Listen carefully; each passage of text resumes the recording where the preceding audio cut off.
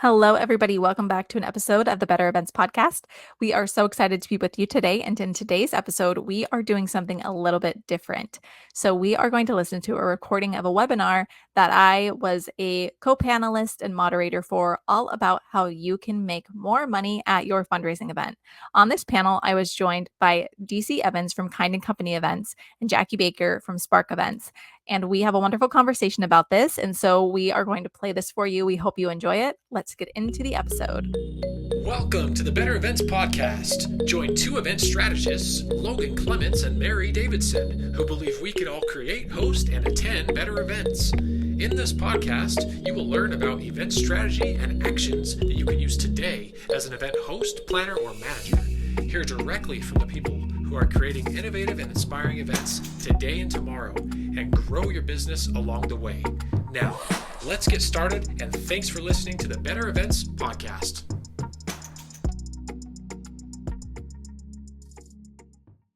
Today, we are talking all about maximizing your impact and basically making more money at your fundraising event.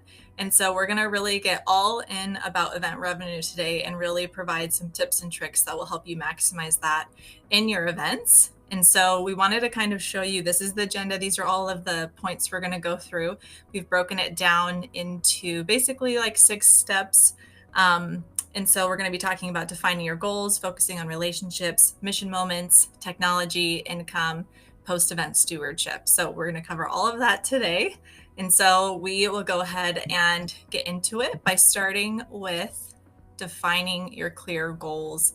And since I'm already talking, I'm just going to keep talking and cover this one. So why is it actually important to define clear goals, and how can it lead to making more money?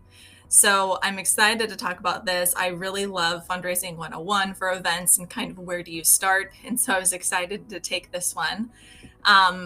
So I'm sure you've heard people talk about goal setting like all the time. And so please stick with me. It's still something important that we have to talk about. And unfortunately, I think all of us see a lot of organizations still skip past this a little bit. So I want to share a few steps before just to kind of define your event goals. And so we want to make sure that your goals and events are part of the overall fundraising plan. And that's something that we might be able to help you with to an extent. Sometimes you can have, internal folks or even fundraising consultants kind of help you with your overall fundraising plan in general. But there are many times when I'm personally working with an organization, and I learned very early on that some key fundraising strategic conversations just haven't really been taking place. And so by the time we get to an event, it's almost like we do need to backstep a little bit to make sure their event is successful and that it's worth the return on investment, which is basically what we're talking about today. So my first little caveat is just to make sure events fit into your fundraising plan. And then from there, you're going to decide if you should even have a fundraising event. And this is part of defining your goals. And so look at your return on investment for past events, look at attendee surveys, things like that, and see what feedback you've been given, and decide if it's time to shake it up, if you need to do a new event, or you just continue on with the tradition, but make sure you're allowing time for that conversation. And I just want to say this, you also need to consider staff time when planning your event, and all of these things will help you determine if you should have one. So once you've decided to have one, you need to decide if it's going to be a friend-raiser or a fundraiser. So is the goal to make money? Is it to build awareness? Maybe it's both, maybe it's education, but you need to talk about kind of what the intent is of the event. And a good example of this is I was working with a client, and they basically stopped doing a program that was really well known in the community. And so there was lots of negative community pushback because they were wondering why this stopped. And so at the same time, they were trying to plan, I believe it was a luncheon. And so they kind of stopped, and they're like, okay, we actually need to kind of like pick up the pieces from this situation. And instead of asking for money right now, we need to educate them on why we've stopped this program and what we still offer that's valuable. And so they changed it to more of like a community event, come like and learn. and just interact with different booths that had to do with the services that they were providing and the people that were staffing those services, and come and meet and greet them. And so they really shifted gears, but it was kind of essential given the circumstances that they were working under. So that's an example for that. And so with all that in mind, now we're finally at the step where you can define your actual goals. And so that's the, like, starting with your why, that's your North Star and all of those wonderful things. And so there's an activity that I love to do, and I put a screenshot of it here on the screen. In one of your first initial meetings for the event, something that could be great is to have the key stakeholders be there. Maybe that's the committee, it's some board members, it's key staff, and you're having basically an open conversation about what success looks like to them for the event. And that's on an individual basis. So I would say, DC, like, what does success look like for you from this event personally? And we go around and kind of hear from everyone. And that's something that you can take notes on, that you can compile, and you could put them at the top of agendas from there on out. Every single meeting, like, is in this screenshot here. And that's super amazing, because if you have to look at them every single time you're meeting, you're probably more likely to remember them, and that helps you make your decisions. And especially if your goal is to make more money, like we're talking about today, I would say that's an essential tip. So those are my suggestions on how we can define clear goals. And another way that you can also make more money on your events is by focusing on the relationships. And so, DC, how can building strong long-term relationships with nonprofit organizations and their stakeholders, like we were talking about, enhance the success and financial impact of event fundraisers? Thank you, Mary. And I really love what you just said about putting the goals on the top of each agenda. I'm going to use that. I wrote that down. I'm using that from now on. We learn from each other all the time too. I literally just put that in the chat as well, so it's saved. Maybe I should pin it as a goal for the goal. So a few ways that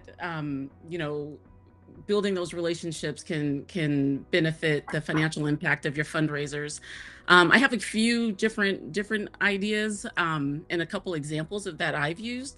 So one is doing this helps to increase trust and collaborations with your stakeholders.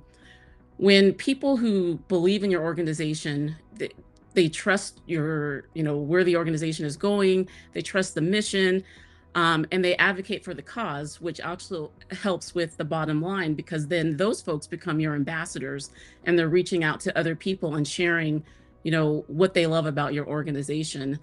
And these folks can be contributors in any form. I have an organization that does an event every year, and because the people who are part of the mission and the supporters are so invested in this organization, they have hundreds of people who come out to help volunteer for this organization.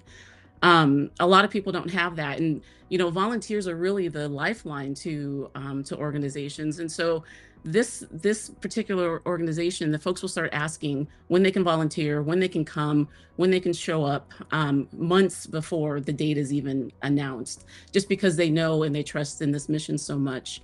And and like I said, they've become advocates for the cause. Building these relationships for not only the supporters, but for the staff and the people that are invested will help eliminate some of that turnover that some organizations see, especially right now. And so, these are all really important ways to build that community and that success that impact the bottom line for the fundraisers. Another thing that happens that I do anyway is, because of one particular event that I do that is actually a community-based event, the city gets behind it. And so when the city gets behind something, that's a lot of in-kind donations that I don't have to pay for, the organization is not paying for out of their bottom line. And so when you build that trust and you build that loyalty and you build that awareness, more and more people want to get behind you and support you, which in turn helps with the bottom line for your organization. when it comes to being able to do the mission and providing that support that you have and that you need in your community. Before we continue with this week's episode, here's a quick ad about our 2024 Better Events Conference. If you're looking to grow and connect with other event pros, this conference is for you in December. It's going to be Wednesday, December 18th, Thursday, December 19th, 2 days of conference fun. The 18th on Wednesday is going to be all in person in Tacoma, Washington, just outside of Seattle. And then Thursday, December 19th is going to be 100% virtual. So we are launching early bird tickets, which is going to be the lowest price you're going to get for conference tickets on Wednesday, September 18th. And we're running that promotion for 1 month. So get your tickets. We are offering 2 different tickets this year, an all access pass that gets you both the in-person day on the 18th and the virtual on the 19th, as well as a general admission virtual only for Thursday, December 19th. We had so much fun at our first conference last year. We cannot wait to see you and meet you. So get your tickets at bettereventspod.com/conference. I love that. Thank you, DC. And I have a follow-up question for you that just popped in my mind, because I don't know if you've experienced this, so let us know. But sometimes I think key stakeholders at an event, I'm thinking like maybe like a key board member, maybe like a key committee chair or something like that. They really love the idea of something at the event that actually doesn't make sense, or it like costs a lot of money and that really doesn't make sense. So I'm sure you've experienced this. What advice do you have, especially because that impacts the bottom line of the event when you're dealing with key stakeholders in this situation? Yeah, I think when you have someone like that, you really have to get back to what the mission is. You have to, everyone would love to have someone walking in on stilts and, throwing confetti, but does that really jive with what your mission is? And is that really going to help with getting people to, want to support your organization? And I think just really focusing back in on the why, it's always about the why. Is it, throwing the biggest party, or is it just like you said earlier, is it building more brand awareness and building, having that fundraiser to bring more stakeholders or more people in to support what it is you're doing? So, trying to keep people on track and trying to keep folks, in line with what it is we're trying to do. I mean, I had a person who, said to me once, we have to get more stuff because we have to sell more things so people will want to come. And I'm like, okay, hold on. It's not about the stuff. It's about the mission. So let's back it up and remember why we're really here. It's not a yard sale.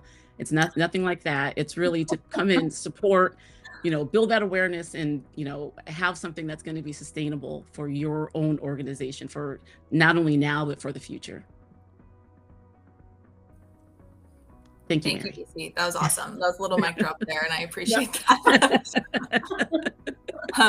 All right, so we're going to move on to our next tips section, which is creating mission moments during your event. And this is certainly a way that your event can make more money. And DC was just mentioning this, so it's the perfect transition. But we thought it would be fun to share with each of you some examples on how we each have seen this happen at events. And we'd also love to hear your thoughts and examples. So if you have them, please put them in the chat. But Jackie, what's a way that you have created or seen a nonprofit create a mission-centric moment at an event? And I definitely like to add on to DC's comments earlier about like it is about the mission. And even though you want to create this amazing party and all of these Instagrammable moments, at the end of the day, that's really not what it's about. So the way that we like to really make sure that we're tying that in is just high quality conversations, examples, success stories. If like, for example, we create a video just to highlight what your mission is, or, some of the great work you've done that year, really invest the time and energy in creating something that is going to be meaningful to your audience. Sort of, we like to call it the tug at your heartstrings. And an opportunity to celebrate success and then show how much more there is to do and how people can get involved. Then to take that video component, which again, you can use that asset. I mean, it's worth investing the money in because you can use that asset at many other events or on your website and things like that, and do clips. And then tie it into someone who is a success story, bring a human element in the room to talk about how that organization has impacted their lives or made their life better. It could be a volunteer, it could be a recipient of a grant, or, treatment from the hospital, someone that was able to attend the school because of a scholarship opportunity, and that really changed the way they viewed life, or just, was able to move forward. So I think really bringing a human element in, and then you can move on to your fundraising goal. Setting it all up together to really be clear about the why is going to make the event more successful. So that's just my example. I like to make sure that's incorporated. Wonderful. DC, what would you add to that with your examples? I have no examples right now. Why don't you go, Mary, and then I'll think about that. I'll go. I put you on the spot. Yes. Okay. No, I'm sure you have plenty of examples. So you got something in there. So yeah, I mean, I love what Jackie said, and there's lots of different ways that this can be incorporated. So one thing that I've seen before as an example is, you have your traditional photo booth, which in my hot take opinion, I think photo booths are dead. I think people don't really care about them that much anymore. And maybe you could argue a 360 photo booth might still be kicking it. But one thing that I've seen is there was an organization that was focused on firefighters and supporting them. And they did a photo booth where they had folks put on the uniform, at least put on the coat, or hold the hose, or put on the hat. And it was heavy. And so it was kind of showing them what that was like a little bit, just barely. And so it was a moment that it made that photo booth mission centric all of a sudden, because they were connecting with oh, wow, what is this actually like? That to me is a very simple idea. It works maybe for some audiences, maybe not others. But that was an example of keeping it mission centric. And then one other thing that I was thinking as well is in your program, because content is obviously critical to tying your mission in, kind of like Jackie was saying. That is where you can really, really incorporate your mission. But a great thing to do is to get attendees to be able to connect about the mission once they're seated at their table. If your time allows, one thing that we've done is to have table people at your table talk for, 3 minutes. And the MC will kind of introduce this moment at the beginning. And they are supposed to share some prompt, what the organization means to them, why the mission's important, or maybe some more specific question. But that gets them talking together at their table. And for those that have experiences with that mission, they can share it. Somebody else can hear it and connect, because not everybody there might have an experience with the mission, but it gives them an opportunity to kind of hear from their table mates why they're there and why the event is important to them. Not just the people on the stage, but the people sitting at the tables in the room. And so there's lots of things that you can do. Those are just 2 examples. So DC. Well, I have an example now. Yes. I've remembered. Thank you. Wonderful. So one of the things that we know that not everyone has the ability to not only attend, buy a ticket, attend an event, and then, be asked to give money to help support the event. And so one of the things that I've seen happening is, instead of people donating dollars, they're donating time. And so the Raise the Paddle will actually have a part that says, hey, who wants to raise their paddle to donate, 2 hours of volunteer time to our organization. And so, time is money. And, if for someone who really doesn't have the funds to be able to give, they can give their time to support this organization that they care about so much. And so that's one way that I've seen organizations, back to focusing on the actual mission. And you would not believe how many people raise their paddle to give their time. It's amazing. And so that's one thing that I've seen that's really cool. That's awesome. I'd like to share one too, if you'd like.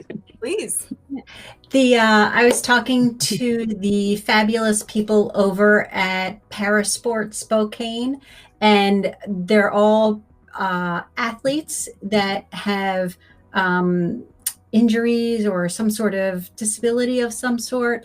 And these people are phenomenal, and they all wear red all the time. And it's become their indelible image of a red herd. And so that's their signature color. When they travel, they're all in red together. When they're in the airports, you see this massive group. They call themselves the Red Herd. But what's really interesting, when they do their event fundraiser, they have an athlete at every single table, so that the people at the table enjoying the event can actually talk to somebody that's receiving those services at that time. And that story always sticks with me, and I love sharing that in this context. That's great. Yeah, I love that. I love that they get the opportunity to sit and actually hear from the people that, this organization is impacting too. So, okay, that's another note. Thanks. Make a lot of notes. We're all learning from each other, which is awesome. It is. All right. Well, if you are listening to this and you have other ideas, please put them in the chat. We'd love to hear your mission moments that you've seen. But we are going to move on to our next step about making more money at your fundraising event. And this other component is leveraging technology and leveraging all of your resources. So, Jackie, what resources do you leverage to create an effective planning process and successful event? Well, I think part of it is there are a lot of different applications. You can use a lot of different technologies. And when you think about technology, obviously we're here at Octria, and it is great to use, because when we have clients that don't use something like Octria, it just makes things a little more difficult. But anyway, we are all here to help educate folks on the easier way to do things. But there are a lot of different technologies that I like to personally leverage, just because being busy, sometimes you get a mental block, or like, okay, what's the next message, or like, how do we fine tune it? So the first obvious one for me is ChatGPT. I've been using it for a long time as far as creating content that is going to be helpful, whether it's on the website, marketing materials for an event, maybe a mini blog or a newsletter that you want to send out, because you can take your thoughts and concepts and you're not spending tons of time trying to wordsmith it exactly the way you want. I mean, I've seen some ones where we were working on an event description, like a little activity, and I write in, this is what the activity is. And then there are buttons that just say, like, make it more fun, make it longer, make it shorter, make it sound more professional, make it sound exciting, right? So then all of a sudden it's like, I didn't have to sit there for 30 minutes waiting for the coffee to kick in and trying to figure out the best way to word it. And then it makes all of that content, it just gels together better. The voice sounds consistent, which is a really good one. So I love using that all the time. And again, you edit it and you can change it, but it just gives you that starting point to just kind of create something. The other one I love to use, and I know a lot of people do, is Canva. I don't know what I would do without Canva.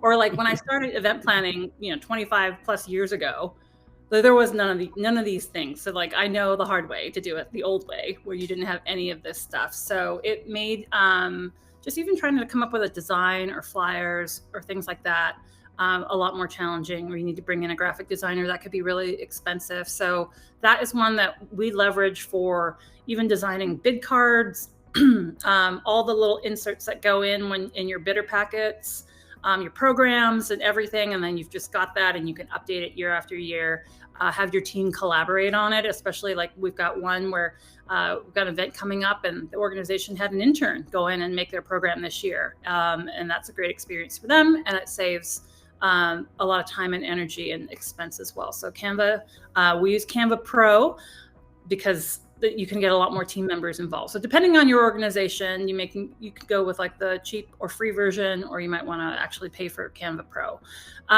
The other one that I think is helpful, and again, some of these are built into like a ChatGPT or an OpenAI, other kind of AI software, or Canva has a little bit too, is video editing. And so I put that little picture up here. Before, video editing used to be like the hardest thing ever. You had to hire someone. It costs a lot of money. Just like old days when like someone could have to like program your website. Now you could actually build it yourself. Video editing is something to spend some time on. And it may not be you. Again, volunteers are great with this. Just to kind of take maybe a video you already made and like chop it up into smaller segments that you can put it out on your social media. You can include it on your fundraiser event website and things like that. And then you can also create short interview segments. There's like, I have a whole list of things that we use to create video content that we put out on social, on our YouTube channel and things like that, just to have some blurbs and have some more interaction versus just a lot of text. So just mixing up the media is really important. And then the other thing is payment technology. Right now, if you're using Octria, it's really, really easy, especially like you can just tap your phone now. I just learned this morning, which is great. To check people out. There's not like the swiper with the long black cord and everything's getting tangled. We've all seen that with the volunteers, and then you reboot and it's not working and you have to type it in by hand. So there are a lot of great ways to do that. Like, so you have that, but we also, you know, if an organization is not using Octria or they have a different type of format where they don't need that much, and I wouldn't recommend it. I think always go with Octria. But, you know, you can use a payment processor like PayPal or Stripe or any of those types of things to collect your donations at the end. So just be open-minded, like what's a great way for us to make sure that it's a seamless and easy transition for when our guests arrive and how they're greeted, and, you know, that it's not a tech glitch that slows the whole thing down. The lines are long, but in fact, it's something that just makes everything even more smoothly from beginning to end. So those are just a few that I use all the time. I'm sure there are more that I didn't put in my list, but yeah, it's really important. Can I add one to that? Yeah. I would love to add, and Jackie, you're the one who actually told me about this, which is Octria Launch. I have saved so much time and so much energy having your team help us get that website together. Just here you go and take it over. It's an amazing thing. So thank you. Yeah. And to like be like, I would never do an event in Octria ever. Again, without launch. And in fact, I've had to talk some clients into being like, no, I will pay for launch. You don't have to pay for launch. Exactly. I will pay for launch because it makes my life so much better. So just like, there are resources out there. There are experts in all of these different things, and just make sure you use it. But I will never do a project in Octria without the launch team. They're just great. So that's an awesome one, DC. Yeah. That's awesome. You mentioned, when you were mentioning Canva, one thing that I found that I like to use them for is for escort cards, and they're also called something else. People call them different things, but those are like the cards now, this kind of like shift or trend we see where you put table pack or host packets on the tables, and then people are just getting their, you know, their table number and their bid number on like a little card and given to them. That's what I'm referring to. So I love making those in Canva because you can just print them as business cards, and it's like the easiest thing to print through Canva, and they come to you in like 3 to 5 days. So there's another tip if you make those, or you could use your local printer, of course, but it's just like a quick way to use it within Canva. So I love that as well, for sure.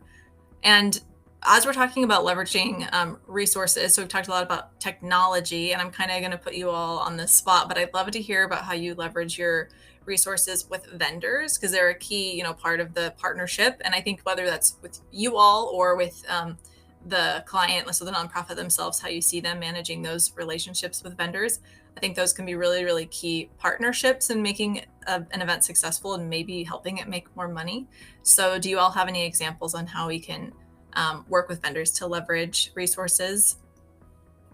I'll jump in first because it's very top of mind now with a couple of fundraisers I'm currently working on, is to find vendors, whether they're the AV people, artists, performers, event planning companies, caterers that are aligned with your mission, you know, at a minimum, not against your mission, but very much aligned with your mission, or have worked with you in years past and you've built that relationship and they understand what you're trying to achieve. There are times when you have to bring in someone new, and that's, you know, these things happen, but when you can create a relationship that's long-standing and they just sort of understand, like, okay, here's what the auctioneer says. Oh, remember last year this worked. This process we wanted to switch up, or I love the way that the lighting did. Now we're in this new venue, but can you make this happen? That is really helpful. From a saving money perspective or maximizing money, it's two sides of the same coin.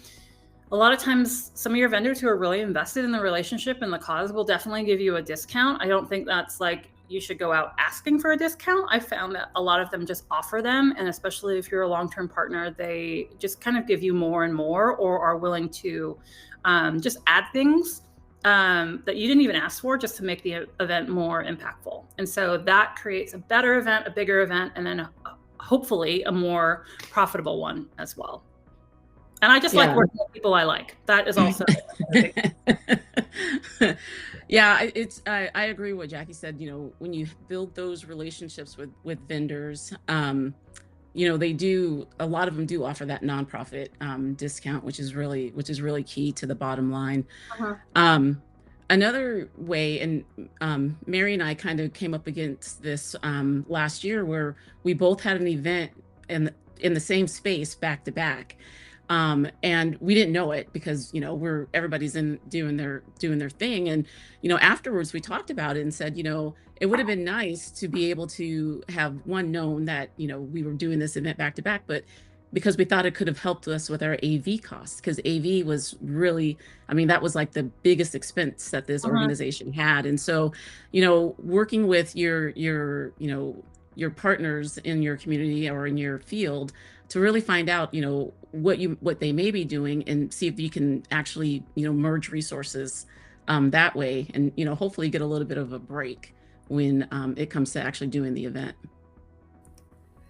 Yeah, I'm glad you shared that example because I totally forgot about that. And yes, it was like that would have helped everybody out a whole lot. So now we know.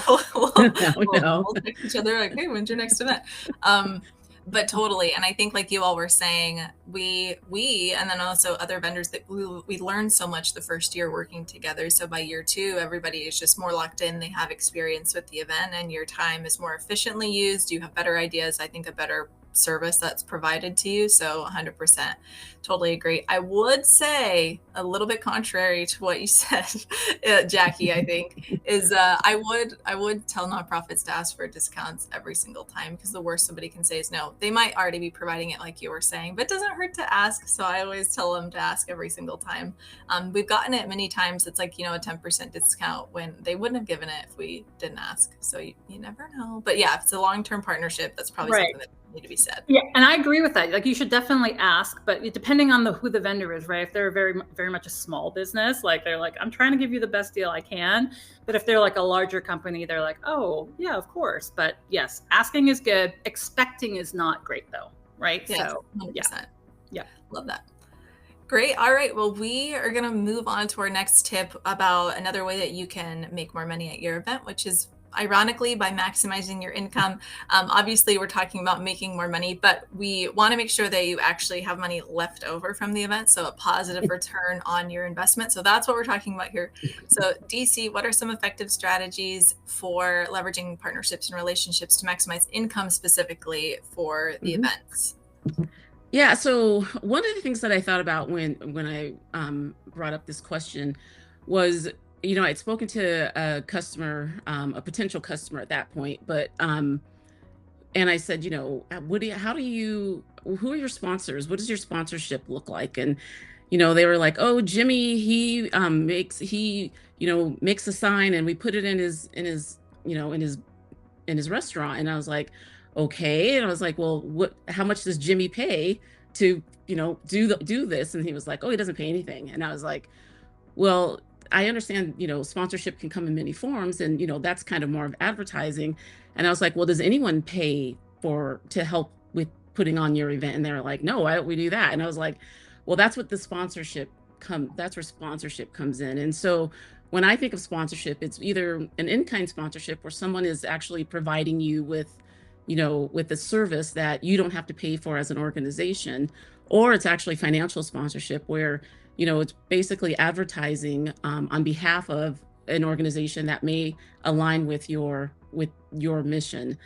And so, some of the examples for this can be, logo placement, on your website. We have this big thing coming up where we're going to have 500 people. Now, 500 people plus are going to be seeing your advertisement, your logo, your website. And these are people that are going to come to our event or are interested in our event. Some organizations offer speaking opportunities. You get that ability to be on a stage, talk about your product, talk about what it is you do, why you support this organization in front of these, like I said before, 500 people. That's key. That is real valuable real estate that people are really willing to pay, money to do. I have another organization that they pay, the top tier, and they actually get to hold part of the seminar, and that's 100% advertising with all of the with all the attendees that they wouldn't have before. They have them, they have their attention now. And another way is to, build in some partnerships with brands that may also align with your organization. I do a fun run, and one of the ways to reach out, you know, for an advertiser or a sponsor would be, I'm just going to say it's a fun run. And so an organization like, Brooks Running Shoes or Nike or someone along those lines may want to advertise, because now they have a whole community's attention on their brand. And so these are just some ways that you can really build those, joint ventures, and get that one-on-one attention to the sponsors. Let's see, what else do I have here? And like I mentioned before, the in-kind donations, that will also help with your bottom line. I'm just going to jump in there if that's okay. Just to also say, you maximizing income and trying to save money where you can doesn't mean not spending any money, right? Because it's a lot of times that adage or the cliche or what that saying, it takes money to make money, is very true. What you want to do is really be strategic about where you're spending your money to make sure you have the best results. So whether it's like, okay, I know that auctioneer is going to do great. They really resonate with our crowd. He had to raise his rates or whatever it was, but it's worth it. Or that event planning company, they charge this, and boy, we could kind of do it ourselves. But it's not just a matter of saving you time by paying them to do it. It's like they have all this knowledge that then you can leverage and then make more back, and focus on the relationship building with the patrons of your organization, your sponsors, your volunteers. So just kind of keep that in mind too. Is like how to it's really a return on investment, and investment doesn't necessarily mean $0. It's just really trying to leverage that. Just wanted to add that in. I love that. I'm glad you said that, Jackie, because you do have to sometimes make money to spend money, or spend money to make money. Yep, absolutely. For sure. And this was making me think what you said earlier, DC, when you were saying like you don't need to just have a bunch of items in an auction to like have a bunch of items. So I'm wondering what your thoughts are for both of you, if there's value for an organization to like diversify versus like simplify, because I think we are seeing a shift where people are only doing like a raffle, or their silent auction only has 10 items, like some simplification that's like going on. And so my question, I guess, is what do you think about that? Like, is there value in doing a bunch of small different things, or just simplifying overall? Because ironically, I feel like if you do too much, you may actually not make as much money because there's too many choices. So what are your thoughts? Yeah, I think you kind of get into donor fatigue after a while, or supporter fatigue, when you do offer too much. It's just like, you're taking your kid to the candy store and say, you can pick anything you want. And it's like, oh my gosh, there's so much stuff. And so I do feel that, kind of streamlining and really making it like concise, really, honing in on the things that are going to build the most impact, but also bring in the biggest rate of return. Like you said, people are going away from the big auctions, and as they should. But that doesn't mean you still can't have, some things that are available to people at any price range. So that's where the raffles come in, and that's where sometimes the golden ticket, or a buy it now for gift cards, just ways you want to give everyone the opportunity to give, whatever that looks like, but you don't need to have 200 items so people can choose things, because again, your volunteer time is important. When you have to spend that time and that energy to get those things, and you get a very minimal rate of return, you have to really ask yourself if it was really worth it. Yeah. And just to tag on to that too, is, I've got clients who, and it's depending on the culture of the organization. We've got one which is an arts organization for Native American artists, and the artwork that they give to the silent auction is a huge component of their event. So they definitely want that silent auction. It's a big cultural component of their event.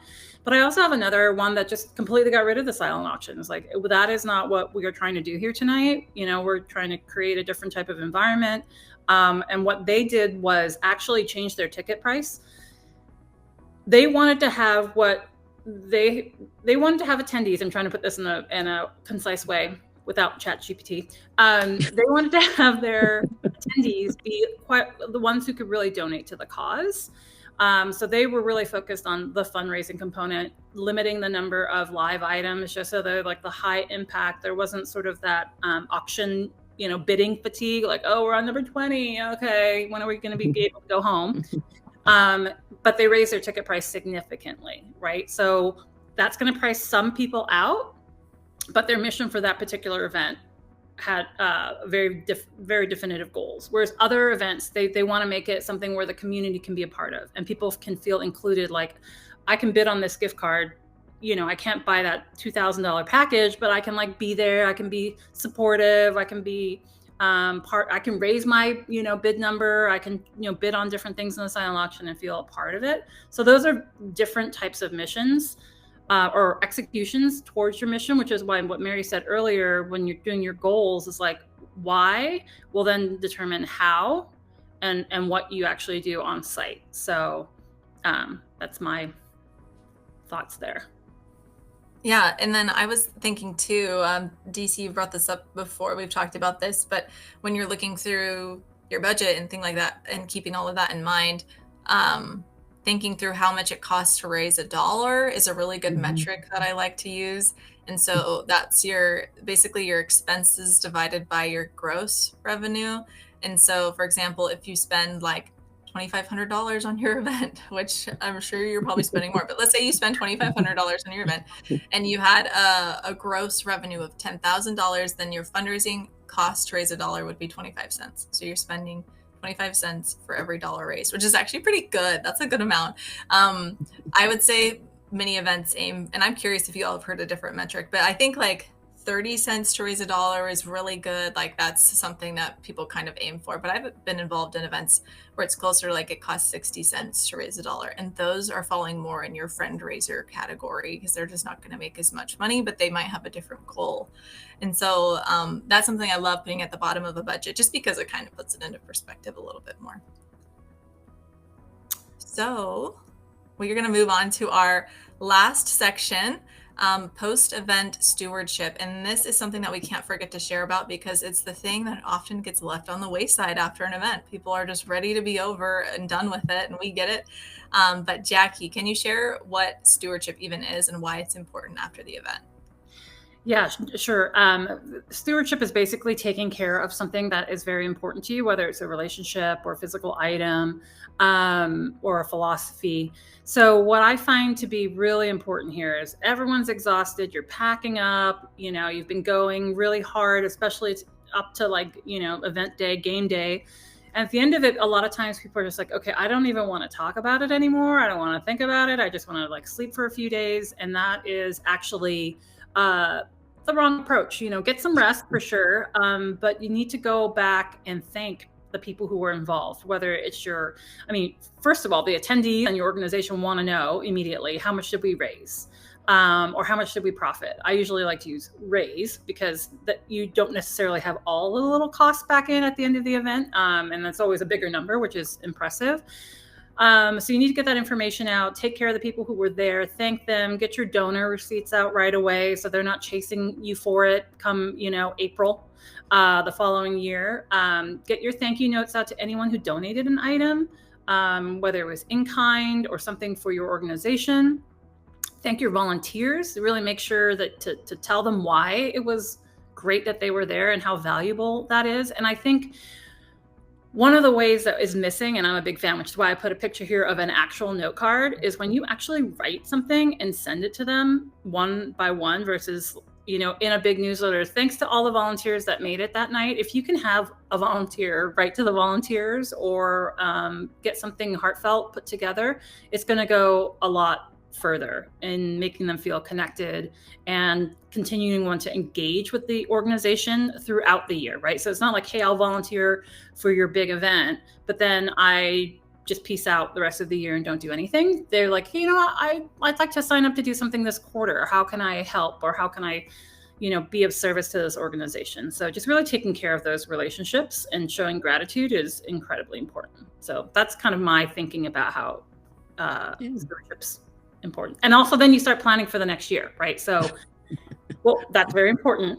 Because when you think about, DC's laughing because we know, just because you're tired and you're like, how can we make it better? Oh, wow, our volunteers really love being part of this, or this really resonated with folks. Just keep those in mind, capture those, put it into your plan for the following year so they don't just go by the wayside. Thank you, everyone, for listening to another episode of the Better Events Podcast. We would love for you to follow the guests that you heard on this webinar episode. They have their information in the show notes, so be sure to check them out. We'd also love for you to follow us and find us on Instagram, Facebook, wherever at Better Events Pod. You can send us an email at bettereventspod@gmail.com. And thank you so much for listening to another week at the Better Events Podcast.